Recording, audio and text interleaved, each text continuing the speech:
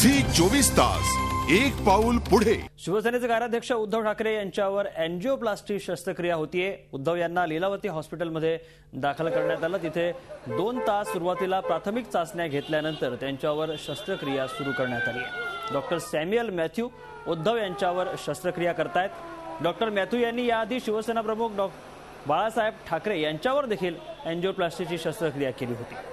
Doctor Matthew यांच्या चमूमध्ये doctor Jaleel Memon यांचाही समावेश आहे। उद्धव यांचे बंधू आणि मनसेचे अध्यक्ष राज ठाकरे हे देखील लीलावतीमध्ये पोहोचले आहेत। त्यांच्यासोबत मनसेचे आमदार बाळा नांदगावकर आणि त्यांची आई देखील आहे। अँजिओप्लास्टीपूर्वी राज ठाकरे यांनी काल मातोश्रीवर जाऊन देखील भेट घेतली होती। उद्धव ठाकरे यांच्यावर अँजिओप्लास्टीची शस्त्रक्रिया सुरू आहे। आज सकाळी 9:15च्या सुमारास ते लीलावतीमध्ये दाखल झाले।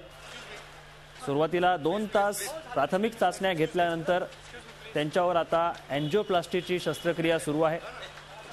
राज ठाकरे देखील आवर्जून लीलावतीमध्ये उपस्थित आहेत। काल त्यांनी मातोश्रीवर जाऊन भेट घेतली होती आणि आज ते लीलावतीत दाखल झालेले आहेत। तर राज देखील उपस्थित आहेत।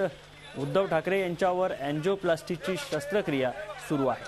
सोमवारी आपल्याला माहिती आहे छातीत दुखू लागल्यामुळे सकाळी त्यांना लीलावतीमध्ये दाखल करण्यात आलं होतं आणि अँजिओग्राफी करण्यात आल्यानंतर ब्लॉकेजेस आढळले आणि त्यामुळे आज अँजिओप्लास्टी करण्याचा निर्णय घेण्यात आला होता आणि त्यानुसार सध्या हे ऑपरेशन सुरू आहे। ही दोन्ही दृश्य आम्ही आपल्याला दाखवत आहोत। उद्धव आज सकाळी लीलावतीमध्ये दाखल झाले तेव्हाचं हे दृश्य। सकाळी 9:15च्या सुमारास ते लीलावतीत दाखल झाले।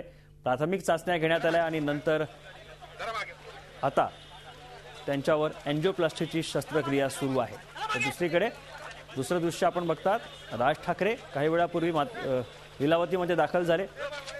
संपूर्ण वेळ ते उद्धव ठाकरे यांच्यासोबत त्या ठिकाणी राहणार आहेत। काल देखील ते मातोश्रीवर गेले होते आणि उद्धव ठाकरेंची भेट घेतली होती। बाळासाहेब ठाकरेंनी आवाहन केलं होतं अँजिओप्लास्टी शस्त्रक्रिया जेव्हा उद्धव यांच्यावर होईल तेव्हा संपूर्ण ठाकरे कुटुंबियांनी त्या ठिकाणी उपस्थित राहावं आणि त्यानुसार काल राज मातोश्रीवर आधी गेले आणि आज ते लीलावतीत दाखल झालेले आहेत। झी 24 तास एक पाऊल पुढे।